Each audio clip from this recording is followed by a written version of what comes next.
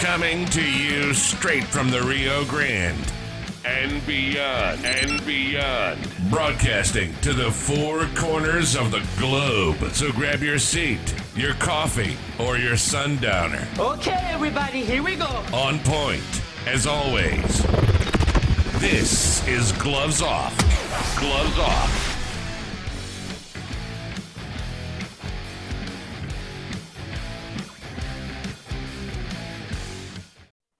Back at you, Gloves Off. I'm Paul Buitrón. I'm here with two young ladies that have experienced parental alienation. So what we're going to try to do with this podcast is sit down and try to see, where does parent alienation actually start, the common denominators that people can see, and because I'm pretty sure that there's some common denominators that happen through all the parental alienation cases that go around.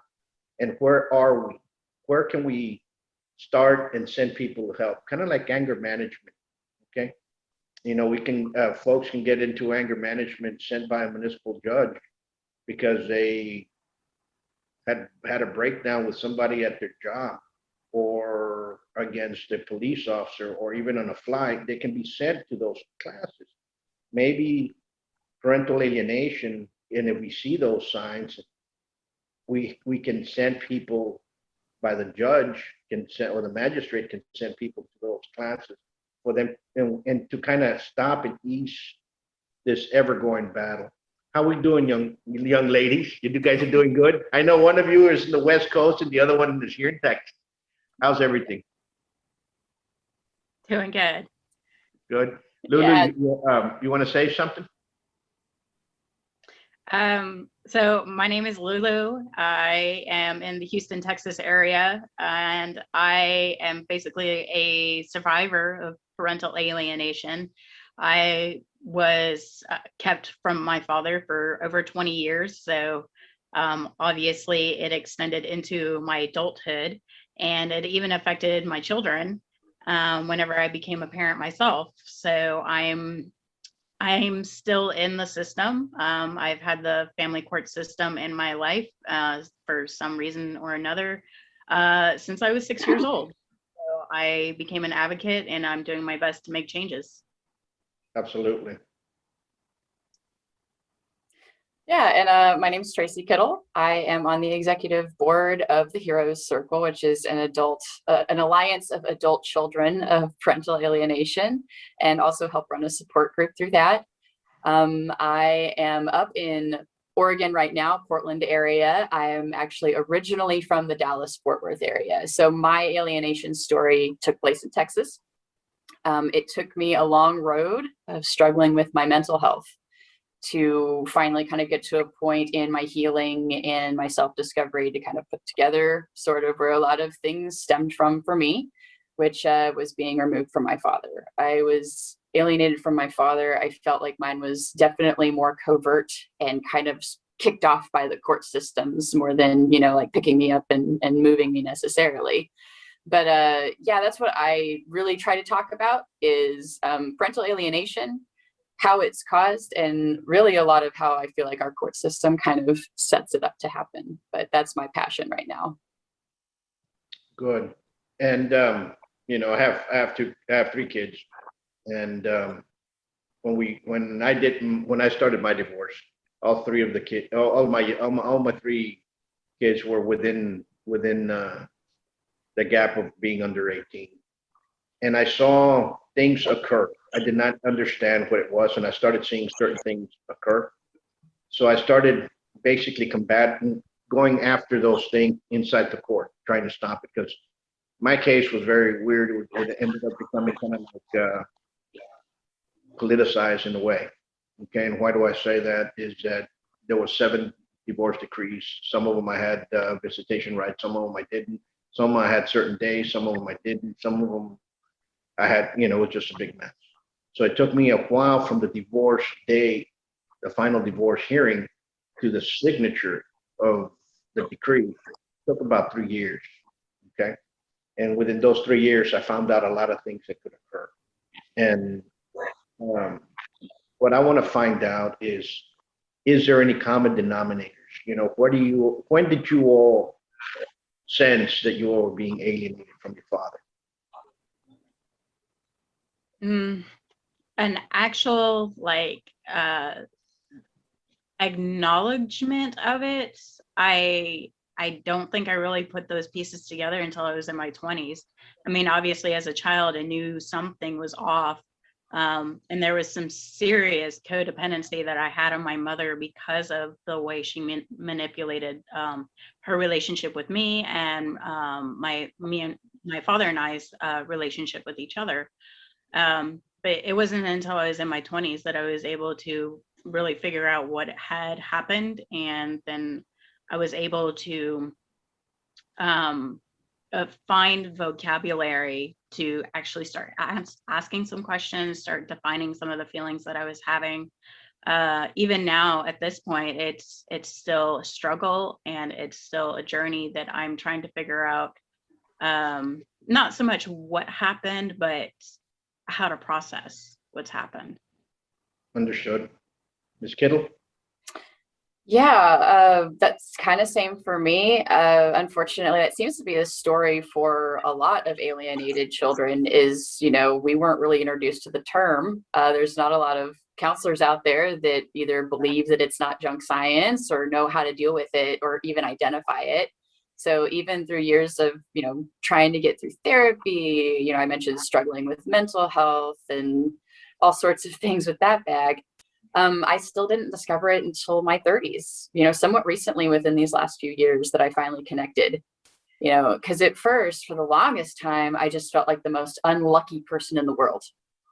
I felt like, just why do these things keep happening to me? Why do I suffer from depression? Why do I have anxiety? Why can't I stay in school? Why do I have these repeat abusive relationships? And when I finally started looking into that, that's what led me to some of the information out there that you can find for fatherless children. And that's what really kind of got me to realizing that it went back that far for me. Because I had been alienated by 13. I did know my father for a while, but mine had turned into that I refused to see him. I told him I don't want to talk to you, see you, visit you, anything anymore after a summer of a conflict that had happened where my mother was in my ear and, she thought she was supporting a big girl decision, I guess. But yeah, so unfortunately, many of us, like kids from divorce from like the 80s and 90s, are really just kind of putting together what happened. Seems common, I guess is what I'm saying, to figure it out as an adult. Absolutely. You see, the term parental alienation has been around, I guess, for a while, but it really hasn't been out there in the open as it has now. Okay. And you would always see your neighbor, your friend that was divorced, and you would always see the mom, they're talking bad about, usually the mom talking bad about the father to your friend, or you were there, you will overhear things. I see within my martial arts school, I've seen way too many kids that come from divorced parents, and you can tell right away which ones are the ones that are that have a father figure and those that don't. I've had moms really insult the father here, and I'm not picking on moms because this is more what I've seen, what I've dealt with. And you kind of tell them, don't do that, kind of thing. And there's something there, but where does it start? To me, my opinion, I think the court is the one that plants a seed. Whether that seed is going to take off or not, that's where it starts. Because you're just many parents go in there thinking it's going to be 50-50. And they're misled basically from their attorneys. It's going to be 50-50. You can see them 50% of the time. You can do this. And all of a sudden, bingo, they get a standard possession order. And if lucky, maybe an extended possession order. So what happens? You go pick up your son or daughter, and the other parent says, you're not going to sue them. Yeah. Okay? And when you try to enforce that, it's not being enforced. So when it's not being enforced, I think you're fueling that fire, that seed all of a sudden already sprouted So from then on, they can just go anywhere. How do you agree to that, or do you agree with that? Well, honestly, I think the courts are the empowering factor. I think the courts are what makes that seed basically flourish and thrive into a growing phenomenon. But I also think that alienation begins before the parents ever actually get to court. In my experience, those alienation tactics were already starting in the home prior to my parents separating. It took a lot of digging into memories and looking at photos and old videos from before my parents' separation to really identify some of that. And then it took having further conversations with my father and extended family on my father's side of the family after reuniting. It took having some of those conversations to really pin down some of those tactics. And I do think that the courts are very much responsible for this being an escalated phenomenon, but I think it's starting in the homes prior to the parents ever separating. Absolutely. Ms. Kittle? For me, it's kind of a mix of culture and courts giving permission for that cultural attitude. I will say ad nauseum that I think the best role the courts can play in this situation is to find a way to not be involved. And that's where I get into really feeling the rebuttable presumption of 50-50 is kind of a nice way to go because it removes a lot of those cases from court. Yeah. Case in point, you say, they're told 50-50, 50-50. This is something we can work for, this is the new times and we see the value in both parents. And then they get served a visitation schedule. And even sometimes they're served this visitation schedule saying, well, you can work towards more later. You can go to mediation, you can work together and you can get more. But the problem is once you've empowered that parent sometimes and you've put them in that arena of win versus lose, right? And it's weird because it's one of the only situations where you get to get told by somebody of substance who won or lost your breakup. And that's where I'll get into it culturally speaking. We don't seem to have a healthy relationship with ending relationships when there's no kids involved. So it's a cultural piece, and that's trickier to work on because that's going to involve having a lot of conversations and getting people who don't have children maybe on board with changing some of our attitudes. But yes, this visitation schedule is the thing that I feel like absolutely has to go. And even if there is some kind of unbalanced, like for whatever reason, the parent can't do 50-50 but wants it, there should be some path to be able to move towards more time. Because there's a difference between it not working out or a parent not being able to support that at all or not being able to support it right now. Because think about it, when you're going through a divorce, usually one of the two is in a shuffle trying to figure out where they're going to live. So of course they might not have the means to do that right away, but a path. An interesting study I like to reference about the visitation schedule, just being not so good, is in 2013 in Arizona State University. They had done a study that found that 40% of children in the quote standard every other weekend visitation schedule wound up losing complete touch with that non-custodial parent just after 3 years. And a lot of that study found that it wasn't necessarily the child was refusing. I'm not sure they looked into the alienation aspect of it, but they had attributed it to a lot of what that parent was going through. That there's a severe depression that can happen. And, it's almost like you've lost your child. I mean, we talk about how my dad was in my life every day up until he just wasn't anymore. Well, I was in his life every day up until I wasn't anymore. And I think it's time we really talk about both sides of this effect. Like, I'm very passionate about what happens to kids. I'm done with this happening to kids, but we need to realize these adults are living, breathing humans, and asking them to completely shut off all emotion and all emotional reaction to losing their child is kind of not the most possible. So I think we just need to work towards common sense solutions that, the information's out there that both parents are important, and we need to work towards keeping them in the lives of these kids. I couldn't agree with you more. And you do see that. You start seeing and the reason I'm gonna talk about fathers is because fathers are the majority of it. Okay, usually when they go through a divorce, usually the father's the one that loses everything. It's not the mother per se. Why? Because they lose the child. They love them as well. And what happens, like you said, they live with them every day, and all of a sudden they're not. They do an emotional shutdown, like you said. And then especially if you get to the point that they're not allowed to see the child, they're just going to shut themselves out. And we have to realize that occurs. And until we realize that and get them help as well, I think we'll be doing some good in the future. But where does it start? I understand one says it can start before. Yes, I understand. That's probably what led to the divorce. You know, those things that occur. That's probably what ended up to that split up. Because I guarantee you, it's not the child.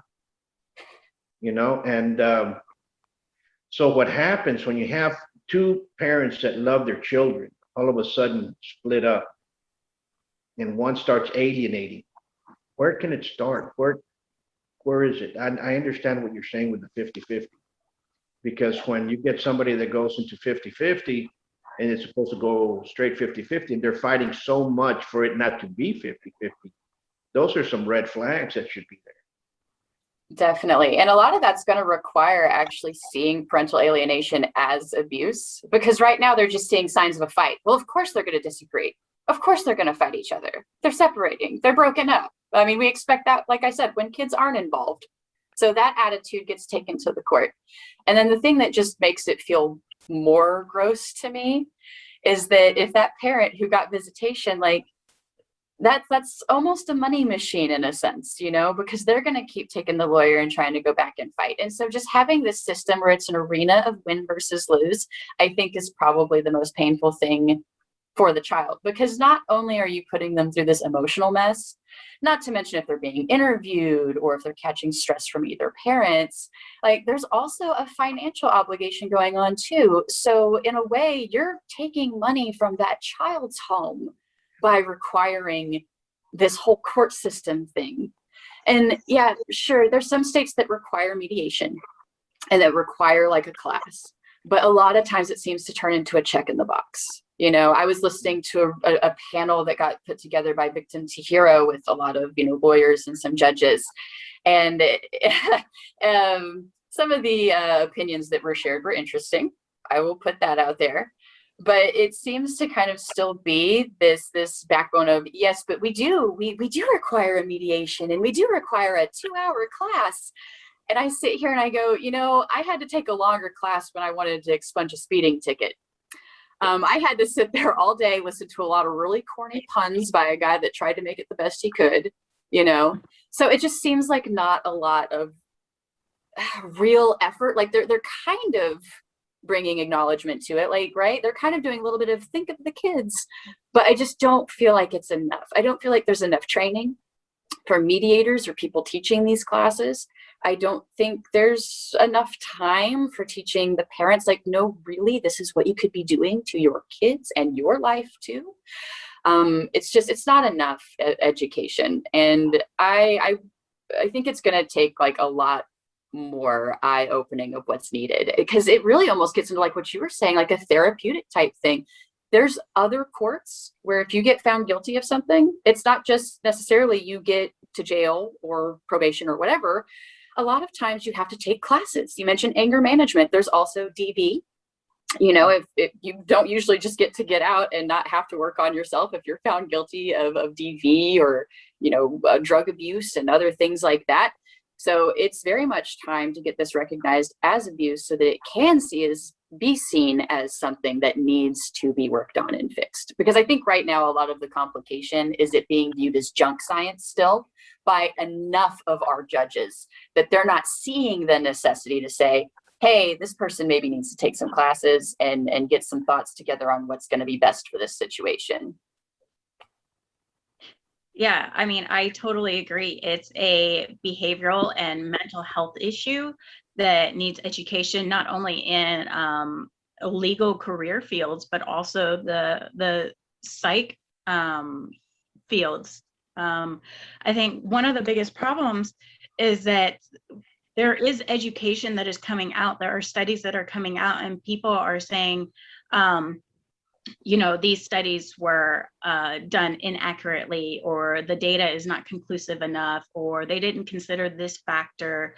The statement that I really get tired of hearing, especially in the legislative work that I do, is, well, every case is different. We don't know if these facts apply to your case or the majority of the cases. So if we were to create this change, we don't know what kind of impact it will really have, and if it will necessarily benefit the majority of the people. I think if people are calling for change, then there's a change that's being called for that is going to be positive for the majority. This isn't something that is new. Like what it was stated before, us kids that were in the system from our parents divorcing in the 80s and the 90s, we're figuring out these terms. We are figuring out the origin of our childhood struggles. For a long time, I was very scared to speak out about this. People told me that it wasn't real, that what my childhood experiences were, that just everybody goes through that. That's so commonplace. And it kind of was, growing up, like I was just one more kid with divorced parents, living with my mom. That was the status quo. Your parents get divorced, you live with mom, and you hardly ever see dad. And I think now that the kids are starting to come out, starting to ask questions, started to share their experience, we are learning that it wasn't that dad wasn't involved, or a parent wasn't involved. It's that parent was being kept away, which screws with a person's sense of reality. So you're touching on mental health and behavioral issues that expand beyond childhood, and expand into parents entering the elderly portion of their life, and everything that they're just dealing with in life in general. So the education is coming out. We just really need to find ways to implement it. We need to find ways where that rehabilitation process, I guess would be a good way to put it, is just as required as those mediations or those parenting classes that states are requiring parents to take prior to a final decree. There's not a lot of checks and balances. And there's a lot of good attorneys that really do care, and then there's some that really do care less. And you're right. I was told the same thing. Oh, you don't worry about it. You're gonna get to see him. If not, we can come back here to court. That's not what it's all about. You don't want to see the person back in court anymore. It's ended. You know what I'm saying? If something happens, then we can go from there. But let's look at both of you all. When was it when you basically said, you know what, something is going on in your teens?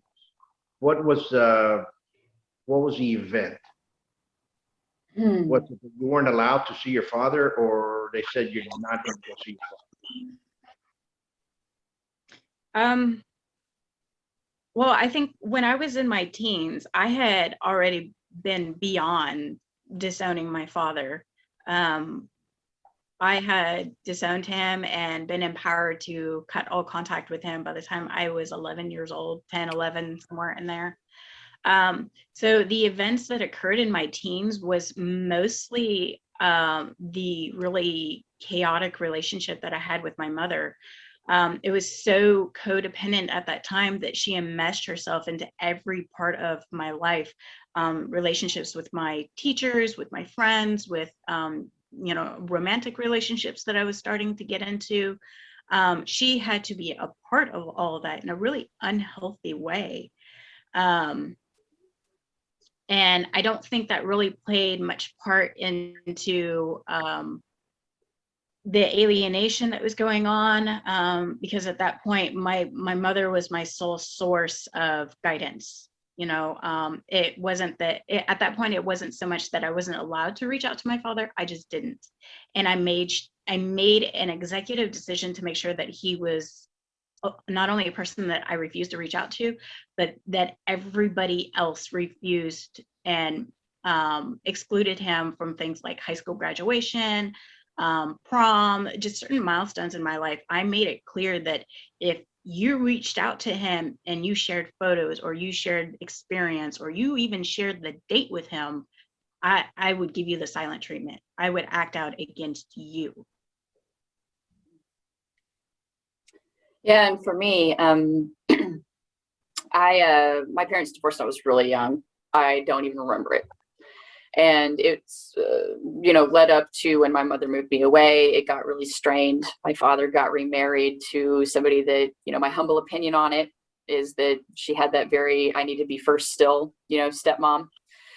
And so I think a lot of that just kind of compounded into what ended up happening with me, which was we had an argument outside of the car before we were supposed to go on our weeks of summer vacation. Right, I was 13. I was actually about to turn 14, which is another interesting part of the story and why I feel like it happened when it did, was I was very verbal about wanting to live with my father. Pretty much immediately when my mother moved us away, I knew I wanted to go live with my dad. I wanted to be with dad. And I still remember kind of the park bench conversation where my dad tried to talk to her and she said, "I'll see you in court." And so that went well. And what's interesting about that is at the time, Texas allowed you to testify to a judge at 14. So I find it of no coincidence at all. I go out to go on my summer break. My birthday's in August. So this is literally right before I would have been of age. Leo kids. Anyway, sorry, getting a little distracted there. So it was right before I was going to turn 14. I was going out. We used to travel, take a road trip and go see family in Colorado. And we had a fight out there. My mother did not, I don't even remember anybody trying to get me or talk me into still going on summer vacation. It was just, I went in the house crying and my father and my brother and my stepmother left without me. And I don't think that helped at all, right? Because you're literally watching them drive away. And it was the first time I'd really felt abandoned by my father. And it's almost like my mother, whether she realized it or not, saw that window because we'd never had a close relationship. So it's almost like she saw her opportunity for me to see what a piece of crap my dad was in her perspective, if that makes sense. Maybe we could finally agree on something as mother and daughter. And so that led to, I didn't hear from my dad. I don't remember him calling me at all during the break. I mean, granted, this is a long time ago. So it wasn't as we could just text and send selfies and things like we can now to stay in touch. But, they left and my brother eventually came back. And all I remember was I was whole hog. I'm never seeing you again. I'm not talking to you. We are done. I'm fairly certain he had started to spin up the court, to get ready for this too. So I don't really know what happened. I wasn't ever really informed on the court side of it, which I will give at least that amount of credit to my situation. But so that was at 13. And we did end up reconnecting by my senior year. He had my brother reach out to me to invite me to a dog race. Pretty sure it was a dog race. I don't think it was a horse race, but my memory is kind of messed up because of some trauma things that happened. But and that went okay, but we've never really been able to fully reconnect. Something I mentioned with Paul is right now I kind of feel like I'm just kind of estranged from both parents at this point. And to realize as an adult that you don't really feel like you have either parent can also be a little bit traumatizing and jarring for you. But things played out recently where that's where I'm at. So see, the struggle just keeps continuing. It doesn't necessarily just because, you've successfully reconnected for a minute. It just feels like once something's cut and severed there, it needs help. And that's where I've started kind of following and listening to more of the reunification specialists. There's some good ones out there that have some interesting and good advice that I'm starting to glean. But as far as I never realized it until we had another blow up in 2016. So that's a while because I graduated high school in 2003.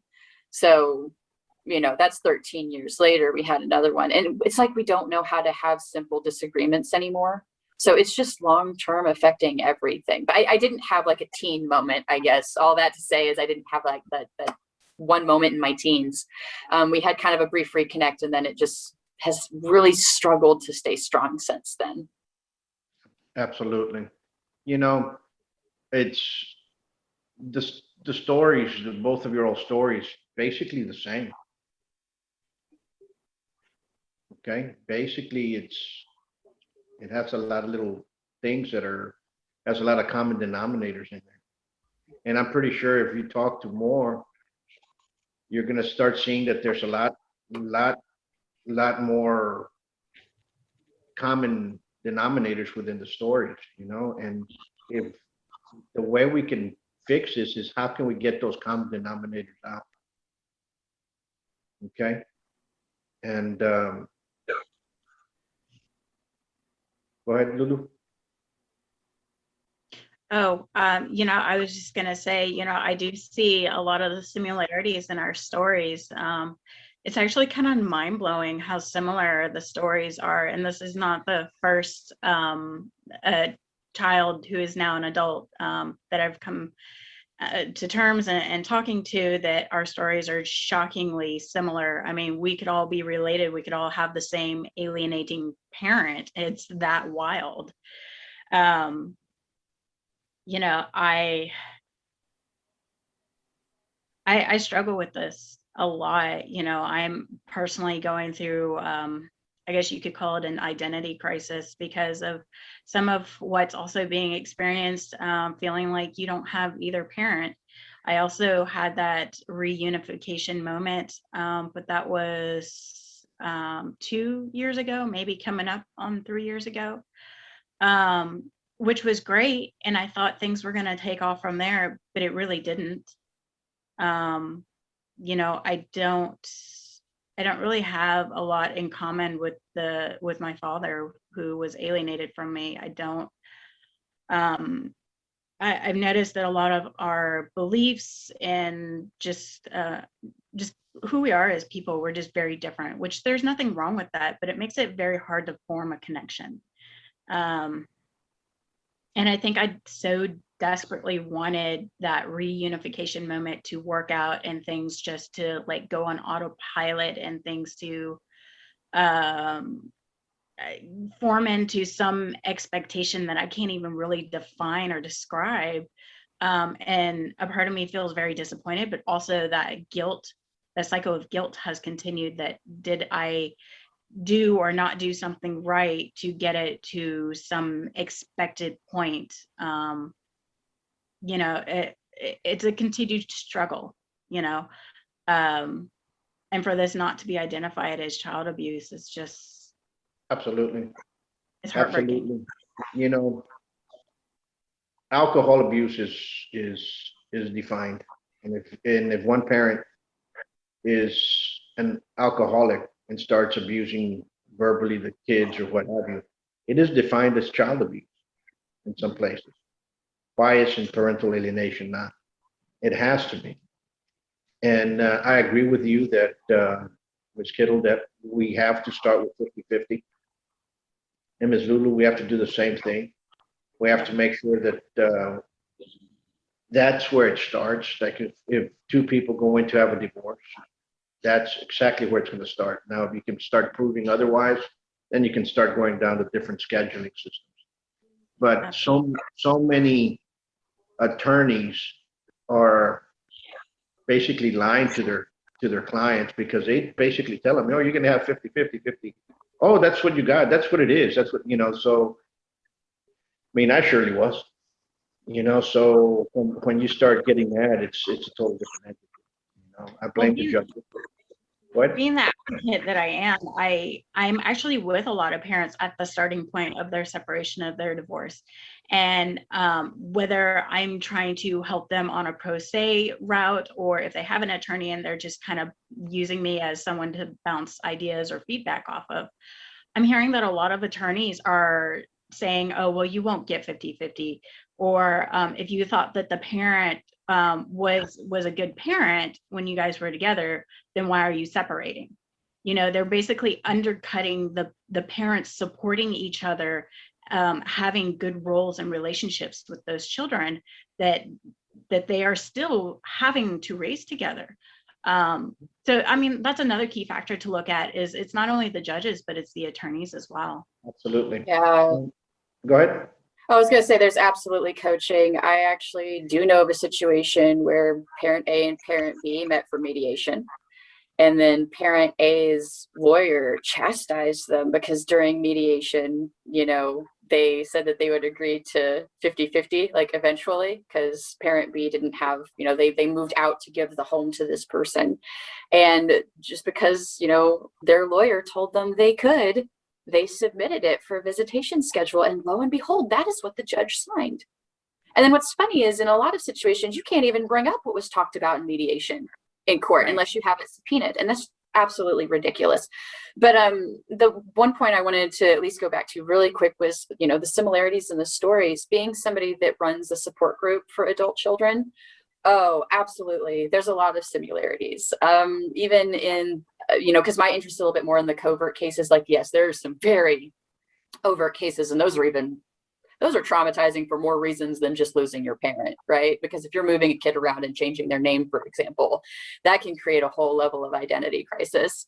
But there's a big reason I've started referring to people in our support group as my brothers and sisters, because I do feel like most of us can bond and relate and talk about this finally with people who understand, rather than somebody who wants to make a joke about, another girl with her daddy issues. Like, we don't need jokes. We need to talk about this. And I've done my little round of comedy, and I do deflect with humor. And I will still say, like, we need to discuss the bigger picture here, because we shouldn't be having this much in common. It really did surprise me, honestly, because you feel like you're treated like in a way like, oh, well, this never happens. This is just something that happened to me. And no, that's not the case. You start talking to people and you just realize how ingrained this attitude is in our culture. And it goes back to winning the breakup. Absolutely. Yeah. And it's something that, like I said, you're right. So I think number one, 50-50 it's something that should be looked at. But again, maybe we should start putting a fine or charging or holding responsible attorneys if they do this. You see, that's what's happening, because a lot of attorneys would screw up a case, and when you send them to the bar, they're protected by the other attorneys, and they said, "Oh, you're the one that's wrong." You know what I'm saying? So we have to have them and the judges held responsible, especially with their children. The fact that lawyers are not mandatory reporters tells you where the priority is. I like to point that out in a way, like that they don't have to report suspected child abuse. That to me is another issue I have with our court system. Compounding on top of that, because it gives another reason for parents to fight. I think we need more education on what child support is supposed to be. I think it's extremely dangerous for any parent to view that as a source of income, because it gives them something they feel like they need to fight for that's theirs, and it's not theirs. It's really more intended to supplement. I have stepkids. I notice when they come over, we use more water, we use more electricity, we use more food, right? Like, that was, from everything I understand, the intent of child support. Now there's alimony and spousal support, and those are totally different things that you pay taxes on. But child support could use some education as to what that is supposed to be, to maybe kind of take that weird cultural definition that we've gotten where it's viewed as I can win money, because that very much became a part of the struggle with me and my situation, because that was straight something I heard my mother say to my stepfather at the time. They were frustrated and said, "Why don't you just let Tracy just go let her live with her father?" And the only reason that came out of her mouth was that she'd lose child support. And I've never spoken. I don't think she knows that I ever overheard that. But the thing is that's the thing, right? You never know what your children overhear. And you can't keep every conversation from them. But to me, the danger wasn't that I overheard the conversation. It felt more dangerous that she felt it was a source of income that was hers. Because if I had gone to my dad's, he would have paid that out of his pocket by water bill, electric bill, feeding me. And if he wasn't, well, then that's neglect, and that's a different thing. You're absolutely correct. And a lot of times you see fathers paying. I've seen a lot of, and I've helped some out, that would rather starve themselves to give to the kids. Okay. Yeah. You know, they live on a mattress with nothing in the refrigerator. Some of them. And then get judged for that, by the way. And then you're Because, yeah. yeah. And they're labeled as deadbeats. And to me, I think, you know, and a lot of them go, no, it's because I had a deadbeat dad. Well, maybe you had an alienating mom. That's oh, go ahead, Lulu. Go ahead. There are actually very rare cases where I support the idea of child support, because in my experience, both personal, also watching my friends and family and being in the advocacy roles that I've been in, you know, you've got parents, you know, if one is working and one is not, well, that other parent is going to have to go and get a job.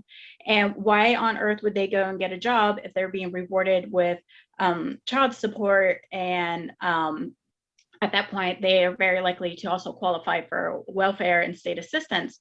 So why on earth are they going to spend their valuable time going to support themselves and accomplish financial freedom if they're already being supported by their ex and by the state?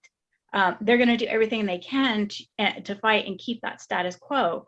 The other thing is usually if one parent is able to apply and receive welfare and state assistance, the other parent is very likely to need those things as well. But because of being the non-custodial or the resident or the non-residential parent, chances are there's some reason in that narrative where they don't qualify for it. And you know, I hear all the time, oh, well, you know, non-custodial parents can get state assistance. Well, in some situations they can, but the way I've seen it is if one parent is already on that assistance, the other parent's not going to get it. Absolutely. So that also plays into the fight for things of that win or lose in the relationship. You know, child support it's a weapon, and I'm sorry, if you're a parent that can go out and get a job, then you don't need child support. If both parents have the child or the children equal amounts of time, you don't need child support. That's just kind of my opinion on it. Okay. No, you're absolutely correct. You're absolutely correct. So I think number one, I want to thank you both for sharing your story, because people out there listen to it and they say, no, that's what's going on, and they can get a little help. If we got people that are looking for the group, Ms. Kittle, where can they touch base with you? Well, I always invite people to look us up on theheroescircle.com, and you can click for the support group, and it should reroute you to the group that we have on Facebook, because that's where we're moderating it right now. It seems to really work for us. I do highly encourage that if you are an adult child of alienation, please feel free to join us. The idea of the group is that it is only supposed to be adult children of alienation. That's part of what I try to help protect, to give us a comfortable space to explore the topic. So feel free to come in and join us. We've got a small but growing group of support there for you. Absolutely. Lulu, if somebody wants to reach out to you, where can they do that? So I am I'm part on the team for Texas 2503 Interference with Child Custody. You can reach out to me through that group. My email contact is also listed in there, and I'm also the Assistant Director of Operations for the Fathers' Rights Movement. So you can also find me through their groups that they have set up and their pages as well. So my specific email that I mentioned with the Texas 250 team is texas25.03lrebel@gmail.com. And then, of course, I'm on Facebook. I mean, if you're in any of the support or advocacy groups, pro se groups, chances are you see me at some point or another. So anyone that wants to reach out, I'm open. Folks, and if you listen to this podcast and you do need help, drop me an email at buitronacademy2012@gmail.com. We'll direct you. And I want to thank both of you all once more. And we'll do it again. We kind of figured out where it's coming from. And it's number one, it's a visitation, and number one, it's the court system. Those are the two major ones. So I think that's what we need to start really working at. I absolutely agree. There was something that Lulu had said about child support really quick. If I may touch back really fast, Paul, is when conversations like this happen, I really like to bring it back to, well, what would you do if you were still living together? And this is another point for child support. If parent A, well, we'll just assume parent A is custodial parent, parent B is non-custodial. I do try to like to take the gender out of it, because as you pointed out, it does statistically happen more to one, but it's just as gutting when it happens to the other. But, you know, if parent A and parent B, while they're living under the same roof, if they need more money, well, that's a conversation of who needs, you know, how do we get more income? Who needs to get more money in their job? Or maybe they pick up something like a Lyft or Uber or something and make some side money. But in the dynamic we have now, it's if parent A doesn't have enough money, they immediately look at parent B. And I find it very interesting that they don't look at parent A at all. So that was just the last little thought I wanted to throw in, just something for people to think about with child support. Because really, I think it's just going to take reframing a lot of things in our culture, in and outside of the courtroom. But I'm very happy to come on, and I've told you I'd gladly come on anytime with you guys. And Lulu, it was really great to meet you. I hope to connect with you after this. Same here. I mean, this was an awesome podcast. I'm very honored to have been part of this conversation. I want you guys, thank you all for the sit down, and it was great. But I want to touch base on the child support. Mm-hmm. You know, child support is for the child. If the child's going to have an extracurricular activity and you need money, that's where it's for. It's not for nails or cosmetics or happy hour, you know, and that's where a lot of this misunderstanding comes in. And it you know, and unfortunately it happens. And again, thank you, ladies. And both groups, the Father's Right movement, the 2503, you all are doing an excellent job. Victims of Heroes, you all are doing an excellent job. And I want to thank you all for doing that. Until next time, much peace. Later. Bye.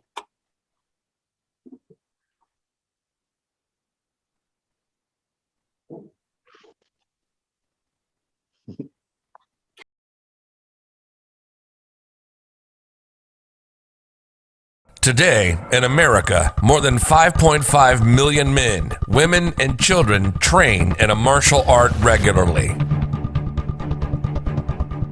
Buitrón Academy has been serving Laredo for over 30 years now.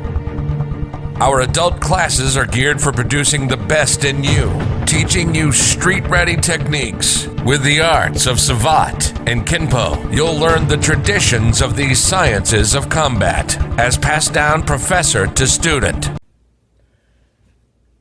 Bonjour, friends of Professor Buitrón. The COVID-19 scare is almost over. Be sure to bring the kids back to the professor's training and help them build their bodies, self-respect, self-confidence, and self-defense. The professor is a very competent and amazing man of several talents, aside from being a lovable teddy bear and a funny man. Get back to the studios. This is Sam Booth calling from Phoenix, Arizona. Have a great training. Bye for now. Hello, my name is Manuel Lozano. I've been trained in the martial arts for close to 50 years. I trained in many martial arts from different masters and grandmasters throughout the years, from the 70s all the way to now. I've known Professor Buitrón for about 30 years. He has done the same, trained in many different arts with many masters. He's traveled all over France, studying with surviving throught grandmasters, did his research. This man not just knows the fighting techniques and the art, but the philosophy, the history and the strategy, and applying this arts combined with all the other arts. So this man is a wealth of knowledge for anyone seeking instruction in real martial arts and street martial arts, this is the school to go to in Laredo, Texas. For those of you who are away from Laredo, this is the guy to look for, okay? He's very well versed in all the fighting styles of the different arts he is trained in, and I would highly recommend the school. Hi, this is Mike Lackery from San Antonio, Texas, home of CMOC and the Wing Chun Boxing Academy. I'm here to tell you about my good friend Paul Buitrón. He is reopening his school in Laredo, Texas. Paul is a wealth of knowledge. I've known him a long time. I highly suggest everybody in that area get with it. Go down there and train. Times are getting tough here. And with this COVID-19, we need to support local business. So I highly suggest go see Paul Buitrón at the throught Sabat Academy in Laredo, Texas. You will not regret it. Be good. Come train at the best kept secret of Laredo. Give us a call for your free evaluation at 956-401-4868 or check out our website at savat.biz. Follow us on YouTube and Facebook.